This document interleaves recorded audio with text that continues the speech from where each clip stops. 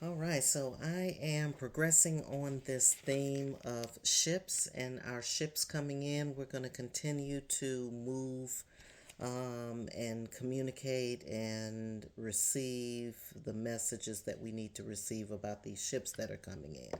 Because if there's a ship coming in, I want to make sure that everybody gets it or gets on board or puts on board what needs to be put on board the ship, etc., etc. So I'm working with the Good Tarot. This is Colette Baron Reed. And the reason why I'm going with this one is because those cards came up for me spiritually when we were talking about the ships. I remembered the ships that were in this particular deck. So I'm going to use this deck to talk about our ships and what we need to know. So that's the question here, is the ships that are coming in, what do we need to know about them? All right, so the ships are connecting you not just to the world around you, but also to other worlds. If you look at this, you've got the world. This one kind of represents the one that we live on, planet Earth. And then there's worlds that live above us, and then there's worlds that live below us. So these are not just ships. Like I said before, when we talk about, oh, my ship is coming in, what does that mean? A lot of times people think that that means that there's money coming, and money may be coming if money is needed, right? But the main thing is for you to understand that this ship is moving differently. It is not going, if you look at this one, it's not on the water, even though we did talk about the importance of connecting with water in order to be able to move things in and out. So I don't want you to lose that theme. I don't want you to say, oh no, now it's air, right? Even though we're talking about, in this card, they're talking about Six of Fire. So right now you're bringing in all the elements, the water, the air, the vehicle being in the air above and below you, and then fire, which is the fire of the Holy Spirit. So you want to tap into all of those elements as you are meditating and praying. Now, it just depends on what it is that you're trying to bring in, which element you want to involve. So some things need fire, meaning some things need to you need to put some energy on it. Under it. You need something to fuel it. You need something to spark. You might also need fire because you need something to be done away with, brought asunder, brought to dust, brought to ash. Okay? So, for those of you who are trying to remove, if your ship needs to take something out, then sometimes fire, not sometimes, fire is an all consuming goodbye. Okay?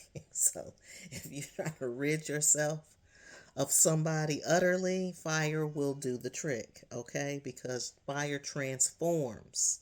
Also, important thing to note. Fire transforms whatever it consumes. So if you're working with fire, that's what you're working with. Again, water we talked about before. If you want to review how to work with water, you can go to my YouTube channel. On the YouTube channel, there's a video called Working with Water. So if you want to know about the water, you can you can go and look at that video. But we also talked about air because this is something that is appears to be unseen. Okay, when you're dealing with air energy or wind energy, this is energy that's moving, that's unseen. So when you start talking about moving and connecting with the upper worlds and the lower worlds, you're also talking about an unseen area. You see an unseen um, pathway. Okay, this isn't something that's in the physical. That's what we mean by that. So these ships that are coming in are going to connect you. Also pay attention to this card. What do you also see? An alignment. Okay, this to me represents God, angels, the assembly that's above you. This is the upper world where you have your other spirit beings, spirit entities.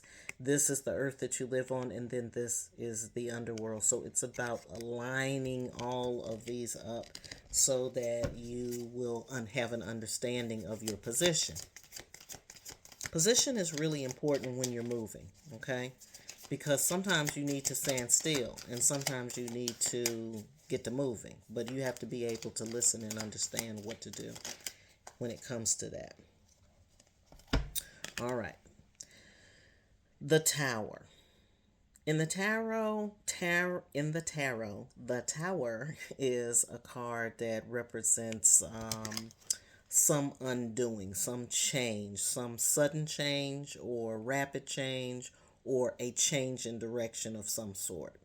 It can be a rendering asunder. It can be something outside of you that happens that kind of changes your whole direction and your whole course. It can also be something that happens internally, like meaning an aha moment or what do you call that? A quickening of some sort, an idea that comes to you that says, "Oh no, I don't need to be doing this. I need to be going in a different direction." So you want to be mindful of incidents or circumstances in which the direction that you were going or the direction that you thought you were going in all of a sudden looks totally different. That is typical of the 5D because why? If all of a sudden, if you have progressed through certain lessons and the veil is rent and it's no longer there, then all of a sudden you're able to see things differently. You're able to approach a situation with some repose. You're also able to think about what you want to do and make good decisions that are grounded decisions, not just, decisions that are led by your emotions. But if you have these, don't fret, don't get worked up if something happens, if you're headed in a certain direction and all of a sudden it looks different. It's because the spirits are trying to guide you toward the thing that is actually going to, in the long run, be beneficial to you. So don't get caught up on, oh, it didn't work out like the way I thought it was going to work out. You should be getting rid of that anyway because a lot of that is ego attached. All right, so we do have air coming up again. This is the Ace of Air. Ace of Air is the beginning of the air journey. So the journey of air is the journey of the mind. It begins there for us as human beings because our minds are a terrible thing to waste and they can also run away with you. So you want to be able to understand how you're thinking, what you're thinking, and then the thinking is not just what's on your mind. It's also what's in the back of your mind. It's also a part of your subconscious. So when we start talking about these alignments with the other worlds and being able to tap into that part of the self that is, we call it the higher self, but the part of yourself that can discern, that part of yourself that is in balance, the part of yourself that brings the balance when things are out of balance. Being able to center and get to that place is very, very important right now so that you can receive the message. Now, remember when we talked in the other reading about the Potomitan, we talked about the tree, we talked about being a channel. This is connected also in channeling because when you're in alignment with your higher self, with your God self, with your higher self, with the self that has to live down here on planet Earth, and then that part of you that the parts of yourself that are lurking underneath, then you are whole. And when you're whole, you can find balance. When you're not whole, you're going to always stay way up here. You might stay way down here, or you might flip flop between places or whatever. But when you're centered, you're able to discern and make better decisions. Now, how does this all tie into your ship coming in? As we said before, in order for you to receive these ships, different ships, this is a different ship. Don't forget, this is not the same ship that you used to, or that you might have been thinking. It's a different ship. So if it's a different ship, you're going to have to steer it in and navigate it differently. And the main thing is being centered, understanding this, and this. being okay with all of that. Because when you're good with all of that, then guess what? The energy changes around you. Your disposition is different. You're calmer. You're not worked up. You're not operating with anxiety. You're not making decisions based on what somebody else said. You're also not making decisions because of what your lower self told you to do. And you're also not opposed to accessing that part of yourself if you need to. And that's true balance down here on planet Earth. Now, once you leave here, it's a different story. That's a whole different path. That's when you don't have to worry about none of all of this kind of stuff. But we have to think about this because we are still in the land of the living, and that's all good. So, this Ace of Air, mind. What's going on here? What's going on back here? What's going on underneath? You have to really dig that out. Your therapist is your best friend right now. If you do intuitive work, that's your best friend right now. If you do meditation and prayer, that's your best friend right now. Because what you want to do is go to some of those unseen places. See, when you're talking about air, you're talking about moving in the areas of the unseen. So you're going to have to imbibe that way is what I'm saying. All right, let's see what else they got to say about this shit. So to me, let me see one more time. Okay, here we go. All right, so once you start this process of dealing with the mind, the first thing that you're going to deal with is, here's the number 2, the dualities. That is when you are split-minded. You're saying one thing but doing another. The things that are coming out of your mouth is not actually what you're doing in real life. You know, you talking about it, but you're not being about it.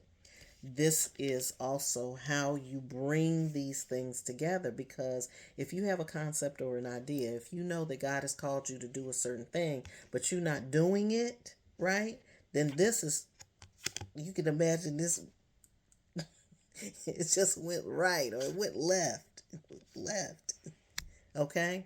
You want all of that to be in alignment. What I'm thinking is also what I'm doing. So you have to think about what you're doing in order to go back to what you're thinking. So you got to use all your facilities, as I told y'all before. You got to use them all. So if you are physically laying around all the time and not really doing anything, but you are depressed or you're lonely or you don't know what you're going to do and things like that, right? But in your mind, there's a whole galaxy of ideas going on. You have to implement something, or otherwise there's going to be a disconnect in your alignment, because what you're thinking is not what you're doing. Okay?